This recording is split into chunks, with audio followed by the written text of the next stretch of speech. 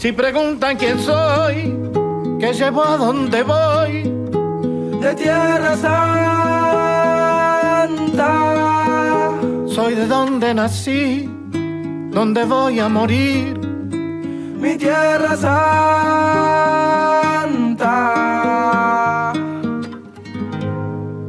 A veces pierdo, a veces gano, pero no es en vano morirme por la tierra que amo. Y si los de afuera preguntan cómo me llamo, mi nombre es latino y mi apellido americano. Si preguntan quién soy, qué llevo, a dónde voy, soy de Tierra Santa. Soy de donde nací, donde voy a morir, mi Tierra Santa. Bienvenidos una vez más a Informa del Sur. Como todas las semanas, comenzamos este resumen de noticias con lo más importante en la región, siempre hablando de nuestra Latinoamérica. Y lo vamos a ubicar en el comienzo en Chile, precisamente, donde el derechista Partido Republicano, partidario de mantener la Constitución, arrasó el domingo pasado en el país, en las elecciones constituyentes, con un 35,5% de los votos y al menos 20 consejeros necesarios para tener poder de veto en el órgano constitucional. Una nueva etapa de la constituyente muy diferente a la etapa anterior. Ahora vemos el informe. El derechista Partido Republicano, partidario de mantener la actual Constitución chilena, arrasó este domingo en las elecciones constituyentes con el 35,6% de los votos y al menos los 20 consejeros necesarios para tener poder de veto en el órgano constitucional. En segundo lugar quedó la lista Unidad para Chile con el 28%, integrada por la mayoría de los partidos de la coalición oficialista, que son el Frente Amplio del presidente Gabriel Boric, el Partido Comunista y el Partido Socialista, con el Partido Comunista como la principal fuerza. Estas elecciones de los 50 consejeros constituyentes es un capítulo más del accidentado camino de los chilenos hacia una nueva constitución que los ha tenido yendo a votar desde 2020, primero para aprobar el proceso con un apabullante 78%, luego para elegir a la convención constituyente dominada por la izquierda y el progresismo en 2021 y posteriormente por el texto constitucional en 2022, que terminó siendo rechazado por el 61% de la población. A pesar del supuesto desinterés de los chilenos por el proceso, fueron millones los ciudadanos que fueron a votar en una jornada que operó sin mayores problemas. Los conservadores tienen juntos mayoría absoluta y aglutinan más de los 30 escaños necesarios para aprobar las nuevas normas constitucionales sin necesidad de pactar con la izquierda, lo que les permitirá así marcar el rumbo de la nueva propuesta de Carta Magna. El líder del Partido Republicano, José Antonio Kast, dijo que triunfó el sentido común y pidió que nunca más el sectarismo se apodere del país. Kast, partidario de mantener la actual Constitución, señaló que los ciudadanos han elegido a su lista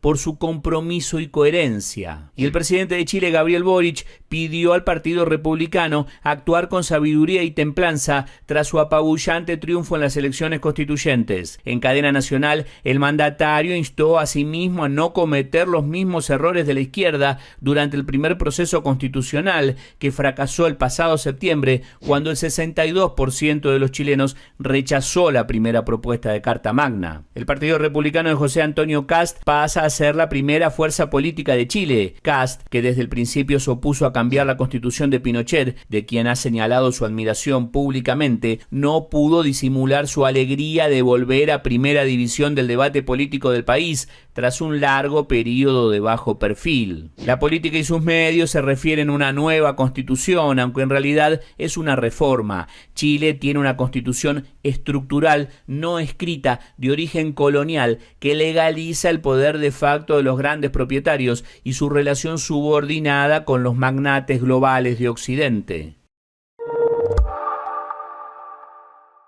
Veníamos comentando en ediciones anteriores los sucesos tras las elecciones en Paraguay.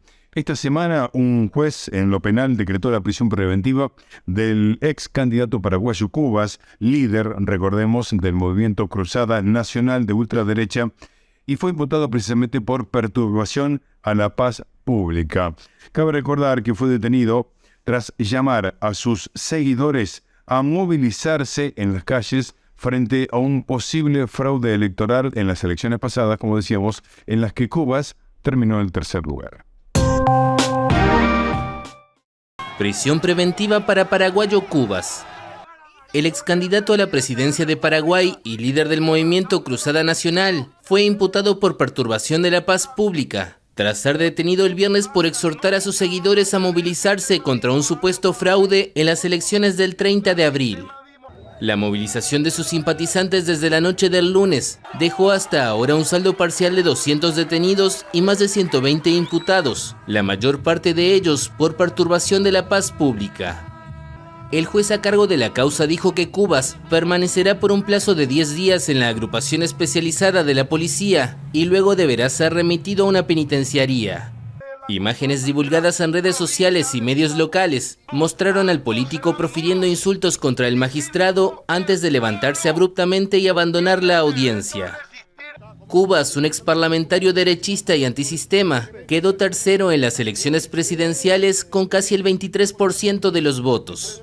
El ganador fue Santiago Peña, perteneciente al oficialista Partido Colorado, con 42,7% de los sufragios, seguido por Efraín Alegre, de la Concertación Nacional Opositora, con 27,4%. Le van a querer proclamar a Santi Peña, pero el pueblo no va a permitir eso.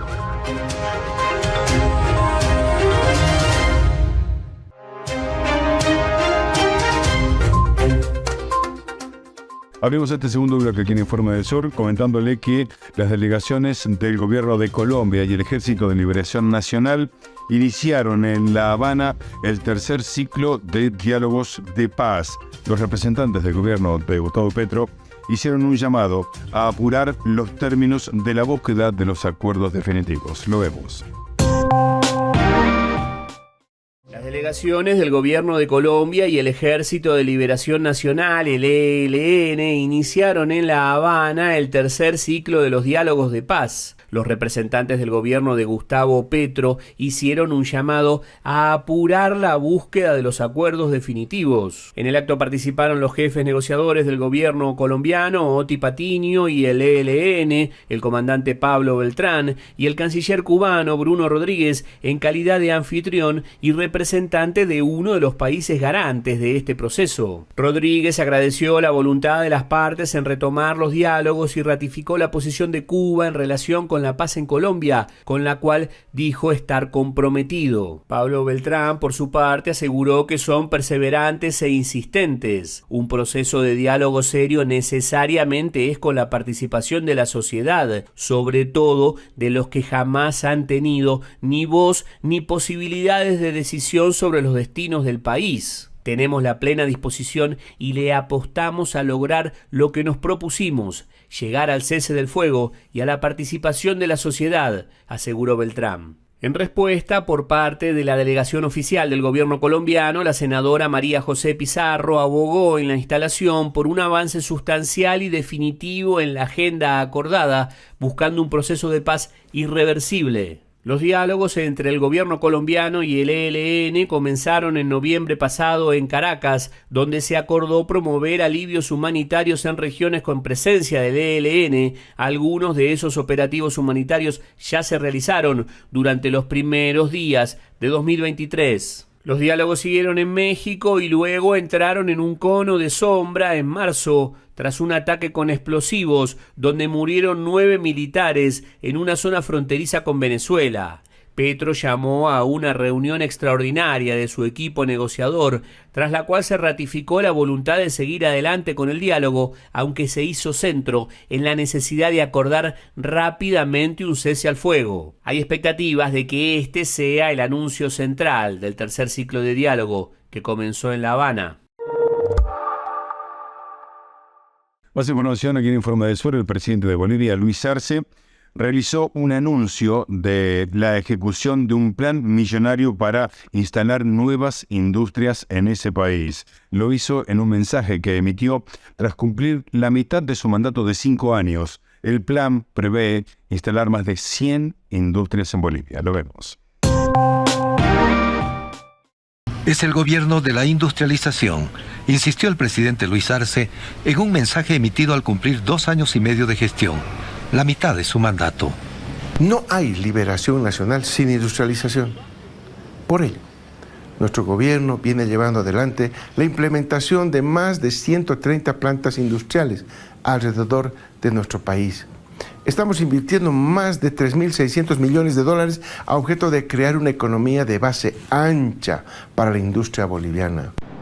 Una de las áreas del ambicioso programa es la producción de fertilizantes para la agricultura y la energía, lo que incluye 42 plantas de producción relacionadas con la explotación del litio. Se viene implementando alrededor de 4 industrias para la producción de ecodiesel. El FAME 1 en Santa Cruz, el FAME 2 también, que el hermano presidente ya ha puesto en piedra fundamental para iniciar su construcción en la ciudad del Alto. En caso de fertilizantes, por ejemplo, se trabaja con la industrialización y producir lo que es el NPK en el municipio de Santibáñez y las plantas de tratamiento para el litio. Se estima en más de 1.000 millones de dólares el desarrollo de industrias que tienen relación con las manufacturas. Venimos garantizando estos recursos de 7.578 millones de bolivianos para implementar estos 47 plantas. En ese sentido, es que en realidad estamos trabajando en la diversificación de la industrialización y crear esta base ancha de la economía para no depender de un solo sector productivo o económico. Ahora pensamos que hay que fortalecer la minería, por ejemplo, como bien siempre menciona nuestro hermano presidente, entrar ya a la explotación, a la industrialización de las tierras raras, por ejemplo el refinado de zinc. Y se creó un fondo concursable para financiar la creación de más de 60 industrias en coordinación con los municipios. Más o menos invirtiendo alrededor de 9.479 millones de bolivianos, que significa alrededor de 1.362 millones de dólares para implementar ya no solamente los 47, sino estas plantas que vienen desarrollando otros sectores que alcanzarían a 126 plantas industriales. Uno de los proyectos estrella de la administración, además de la industrialización del litio, es el desarrollo de la química básica, en el que se invertirán 500 millones de dólares. Se considera que este sector impulsará el desarrollo de una serie de otras industrias. El periodo de construcción de las nuevas industrias, dependiendo del grado de complejidad de cada una, demandará un periodo de entre 1 año y medio y 7 años. Y antes de ir directo a la pausa, vamos a México, porque el presidente López Obrador le respondió a la OEA luego de que ésta recomendara quitar una sección de sus informes matutinos que se llama Mañaneras. Escuchemos cuál fue la respuesta de AMLO. Quieren que desaparezcan las mañaneras. A ver, ¿cuál? La sección de quién es quién en la mentira. ¿Ustedes qué opinen? No, claro que no, ya está. Pero miren qué injerencismo, ¿no? Sí. De esta organización palera, ¿sí? Que está al servicio de los grupos de intereses creados. No, yo les recomiendo que desaparezca la OEA, que no sirve para nada. O sea, ¿sirve para algo la OEA? ¿Saben ustedes que haya hecho algo bueno la OEA? Lo único que ha hecho es avalar todos los actos autoritarios en contra de gobiernos legítimos, legales, populares en América Latina. ¿Sí? Nada más eso es lo que ha hecho la OEA. Entonces, no tienen ninguna autoridad, ni autoridad moral ni autoridad política. Por el Poder Ejecutivo para la información y detener el trabajo de la prensa. Estigmatizar el trabajo de la prensa. Sí, pero no hace falta, no, ni conviene pues responderles, están muy desacreditados.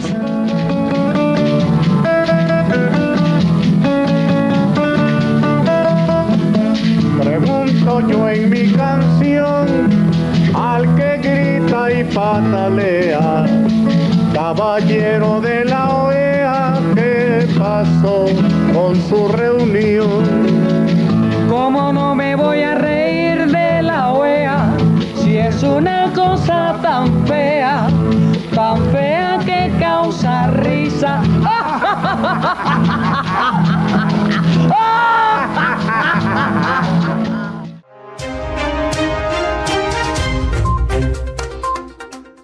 Muy bien, continuamos con más información. Abrimos este tercer bloque. Nos quedamos en Costa Rica. Su presidente Rodrigo Chávez anunció que hay mucho que arreglar, haciendo puntual referencia al combate de las bandas de narcotráfico, y también anunció que hará lo posible por evitar un estado de excepción al estilo Bukele en El Salvador. Arrancar el problema de raíz. Ese es el objetivo del presidente de Costa Rica, Rodrigo Chávez, que puso en marcha un operativo especial contra el crimen organizado, tras un año 2022 con récord de homicidios en el país. En 2 semanas, Costa Rica lleva casi 5.000 detenidos, a la vez que decomisó 2,5 toneladas de drogas y más de un centenar de armas. El mandatario descarta de todas formas tomar medidas de excepción, como las promovidas por otros países centroamericanos como El Salvador. Haremos lo posible para no tener que llegar a un estado de excepción, a un país donde las libertades civiles han sido un orgullo nacional y lo quisiéramos mantener. Costa Rica es país de tránsito de la cocaína de Sudamérica, que se embarca escondida en contenedores que salen de puertos caribeños hacia Estados Unidos y Europa.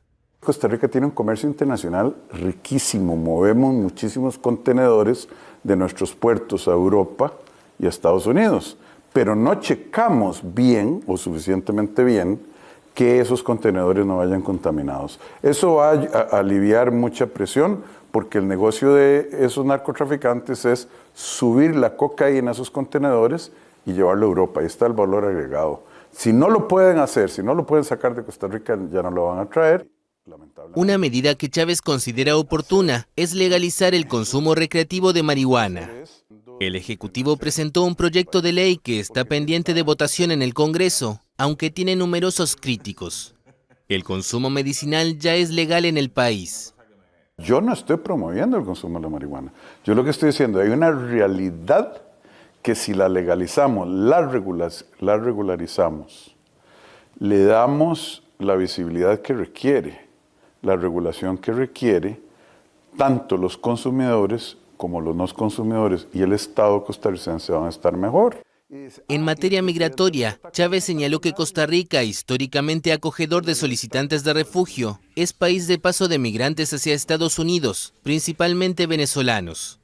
En este sentido, pidió que haya señales más claras de Washington ante el flujo masivo de migrantes, para que no se acumulen las solicitudes de refugio, que ya totalizan 200.000 desde que asumió el poder hace un año.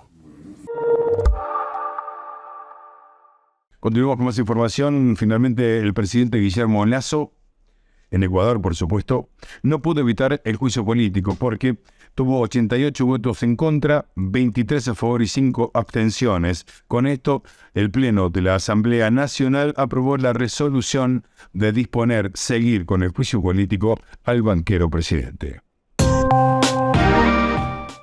Guillermo Lasso no pudo evitar el juicio político. Con 88 votos a favor, 23 en contra y 5 abstenciones, el Pleno de la Asamblea Nacional aprobó una resolución que dispone seguir con el trámite del juicio político al presidente banquero. La moción de la resolución fue planteada por Viviana Veloz, de la bancada de Unión por la Esperanza, una de las interpelantes de Lasso.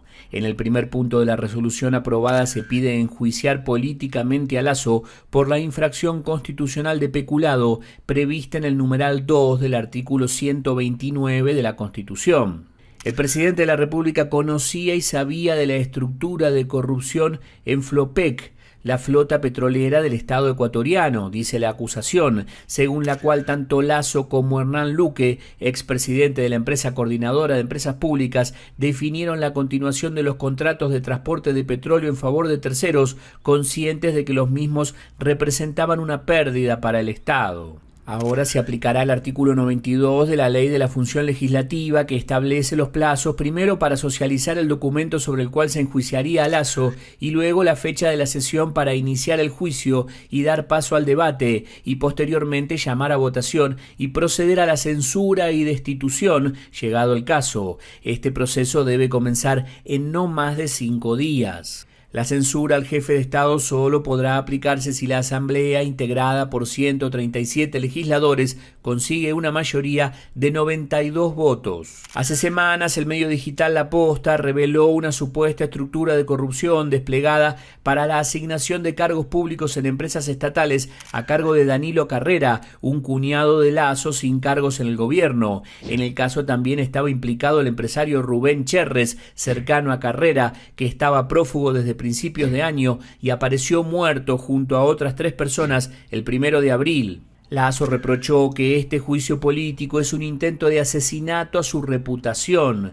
Durante 22 meses, el autodefinido gobierno del encuentro se vio envuelto en actos de corrupción. Allí están el caso Danubio, venta de cargos, el Gran Padrino, manejo doloso de las empresas del Estado, León de Troya, tráfico de influencias y vinculación con el narcotráfico. Todo mientras campea la ineptitud para resolver los problemas de la población y se fortalece la oposición progresista tras el rechazo de la ciudadanía en febrero a la consulta propiciada por Lasso y la derrota del oficialismo en las alcaldías de las ciudades y provincias más pobladas, incluidas Quito y Guayaquil. Lasso está en el poder desde 2021 y tiene mandato hasta 2025, pero su impopularidad ya supera el 80%.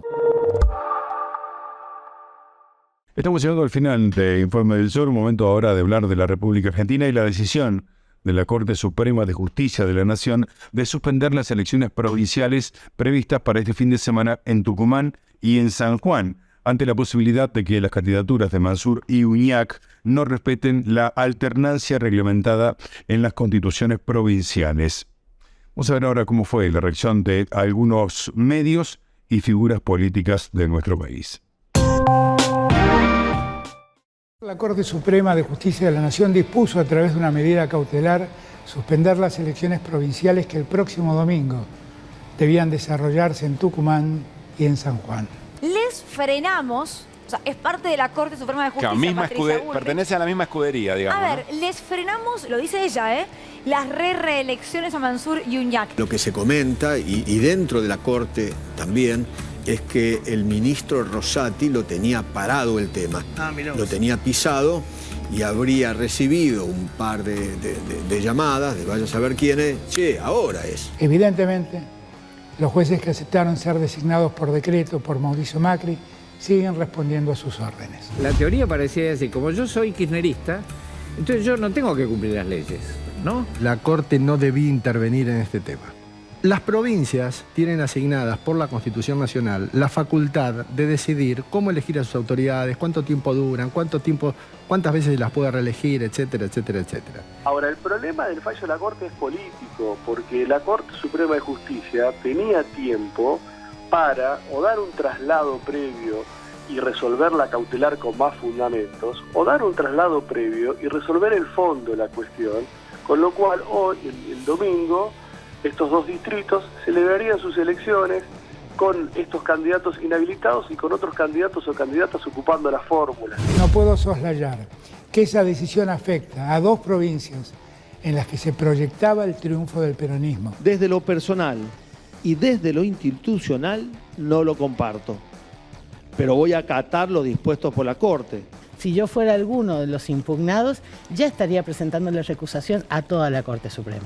Este grupo de jueces a las órdenes precisamente del grupo Clarín, un claro mensaje creo para el futuro a Cristina Kirchner, donde están diciendo, ojo que si vas a ser candidata te vamos a proscribir. Que hace tiempo se está hablando de la posverdad, estamos viviendo la posjusticia, se corre la línea de lo que hace 2000 años establecieron los romanos, de dar a cada uno lo suyo. Hoy no es así. No es una decisión contra un candidato u otro.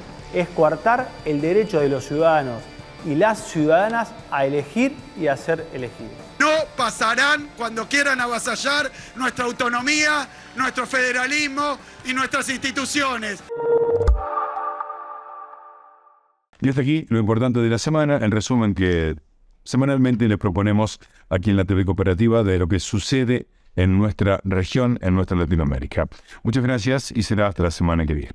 Anteojos negros de Carey, auriculares en la sien, no me escucha, no me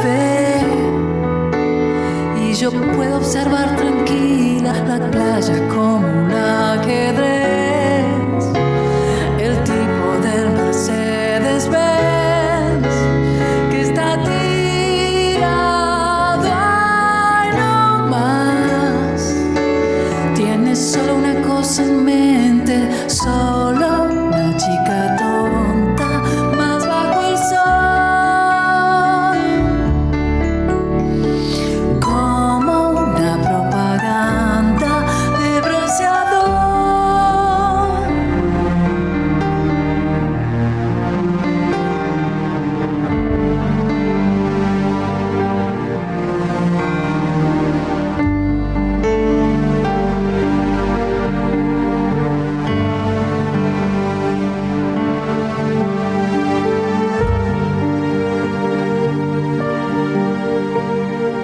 Yo puedo compaginar la inocencia con la piel. Yo puedo compaginar.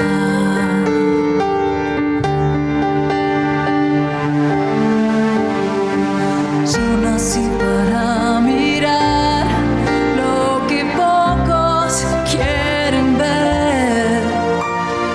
Yo nací para mirar.